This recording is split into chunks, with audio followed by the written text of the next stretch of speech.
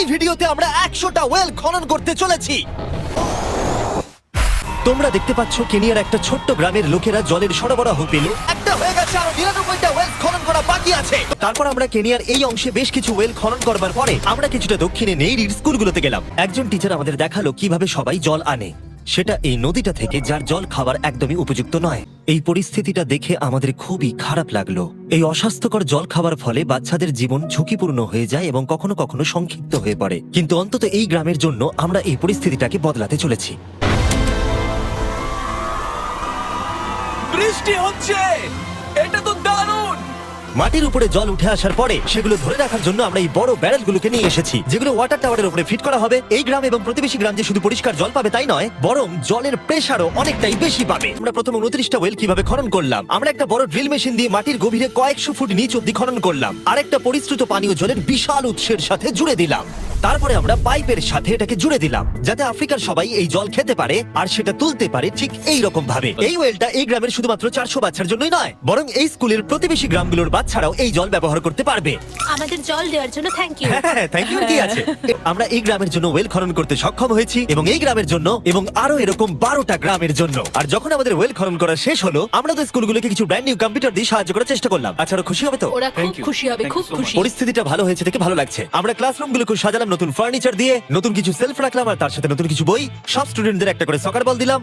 এটার জন্য ধন্যবাদ। Thank you mister Beast. আর তাছাড়া প্রত্যেকটা ক্লাসে একটা করে হোয়াইট বোর্ড আর একটা করে প্রজেক্টর দিলাম। তারপরে যখন আমরা 45 নম্বর ওয়েলটা খনন করবার জন্য সাইটে গেলাম, তখন আমরা বুঝলাম পরিস্থিতিটা আরো কঠিন। যখনই তাদের জলের দরকার পড়ে, তাদের জঙ্গলের মধ্য দিয়ে কয়েক মাইল যেতে হয়, আর তারপরে আরো কয়েক মাইল যেতে হয়, আর এই যাত্রাটা একটা বিশাল পাহাড়ের মধ্য দিয়ে হয়। আমি খুব সকালে ঘুম থেকে উঠে পড়ি ওই 4টে নাগাদ, কারণ তাড়াতাড়ি আমি যাতে স্কুলে জল নিয়ে আসতে পারি। যখন আমরা ওয়েল খনন করছিলাম, ওরা আমাদের দেখালো যে ওরা কিভাবে জল নিয়ে আসে। তোমাদের এই যাত্রাটা দিনে কতবার করে করতে হয়? দিনে দুবার। দিনে 2 বার করে? ওরে বাপরে বাপরে, এই রাস্তাটা তো খুবই খারাপ। বাপরে, এই পাহাড়ি রাস্তা যেন শেষই হচ্ছে না। এটা আমাদের রোজ করতে হয়। আমরা দেখে অবাক হচ্ছিলাম যে এই যাত্রাটা কতটা কঠিন, আর এই মানুষগুলোকে রোজ এইটা করতে হয় অল্প একটু জলের জন্য, যদিও এই জলটা পানের পক্ষে উপযুক্ত নয়। আর যেই জাগগুলো ভর্তি হয়ে গেল, আমাদের আবার ফিরে আসার সময় হয়ে গেল। তাড়াতাড়ি করো, চলো।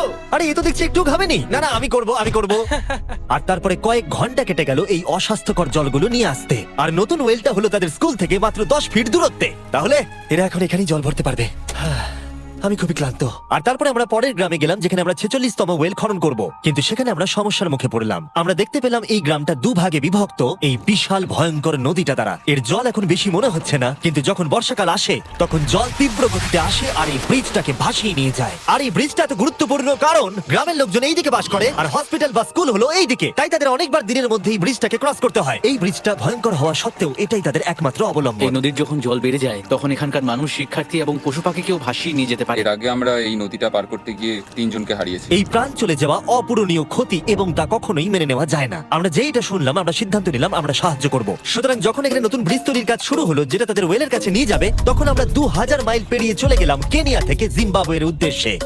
আমরা আফ্রিকাতে 1 সপ্তাহেরও বেশি রয়েছি, এবং আমাদের আরো ওয়েল খনন করতে হবে।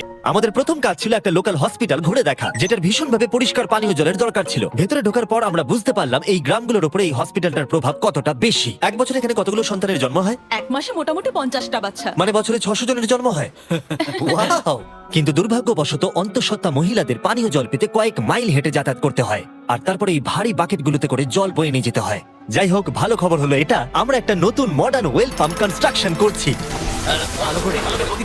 এখন যেটা প্রয়োজনীয় সেটা হলো এগুলোকে চালু করা। যাই হোক, নোলান, তুমি কি তৈরি? আমি তৈরি। ওভার। একটা ড্রামাটিক জুম ইন করো। নোলান, আমি বাটন প্রেস করলাম, জল কি পড়ছে? জল পড়ছে। তোমরা একবার গিয়ে দেখবে নাকি? হ্যাঁ, চলো যাওয়া যাক। আমার ভালো লাগছে যে মানুষকে আর জলের জন্য বেশি দূর যেতে হচ্ছে না। এর থেকে ভালো জিনিস আর কিছু হতেই পারে। এখানে পরিশ্রুত পানীয় জলের সরবরাহ নিশ্চিত করে দেখলাম এই গ্রামের অনেক স্টুডেন্টদের যাতায়াত করতে সমস্যা হয়। তাই আমি ডিসাইড করলাম সবাইকে নতুন বাইসাইকেল দেব। আমি জানি এখানে অনেক বাচ্চা আছে, কিন্তু আমাদের কাছে অনেক বাইসাইকেল আছে। পরিষ্কারভাবে বলে দিই, আমি সাইকেল চালাতে পারি না। জিমি শুধু সাইকেল বিতরণ করতে পারে। কোনোদিন চালাতেই শিখিনি। চলো তোমাদের নতুন সাইকেলগুলো চালাও দেখি। 3, 2, 1, চলো। সবাই আমাকে বেরিয়ে যাচ্ছে। খুব সাবধানে, আমি কিন্তু চালাতে পারি না।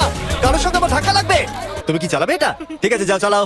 ঠিক আছে, সাইকেল বিতরণ করবার পরে আমরা ওয়েল খনন করা চালিয়ে গেলাম যতক্ষণ আমরা পৌঁছলাম ওয়েল নম্বর 69। এই সোলার পাওয়ার্ড ওয়েলগুলো বিশেষভাবে ডিজাইন করা হয়েছে গ্রামের কৃষকদের জন্য, চাষের জন্য প্রয়োজনীয় জল সরবরাহের পাশাপাশি শস্য এবং গবাদি পশুর জন্য। জিম্বাবুয়ে থেকে চলে আসবার পরে আমরা চেয়েছিলাম আফ্রিকার সমস্ত জায়গায় জল পৌঁছে দিতে, তাই আমরা আরো ওয়েল খনন করলাম উগান্ডাতে, সোমালিয়াতে এবং ক্যামেরুনে। গ্রামগুলোতে সময় কাটিয়ে আমি পানীয় জলের উৎসের গুরুত্ব কতটা তা বুঝতে পেরেছি, কি করে এটা চাষে সাহায্য করে, ফসল ফলাতে, কিভাবে হসপিটালের জন্য পরিষ্কার পরিবেশ তৈরি করে, এবং সবথেকে গুরুত্বপূর্ণ হলো পরবর্তী প্রজন্মের শিশুদের জন্য একটা সুস্বাস্থ্যকর জীবন উপহার দেওয়া এবং তাদের ভবিষ্যৎ সুনিশ্চিত করা।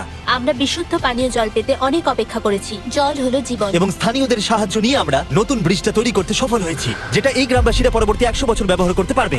আমাদের জীবন এখন সুরক্ষিত, আমরা সব একসঙ্গে থাকতে পারবো, দুশ্চিন্তা দূর হয়ে গেছে। এই ভিডিওতে আমরা 100টা ওয়েল খনন করে অনেকের জীবন বদলে দিয়েছি। আমরা যতটুকু করতে পেরেছি তাতে অনেকের জীবন বদলে যাবে বলে আশা করছি। আর ফাইনালি 100তম ওয়েল। ও মাই গড, আমাকে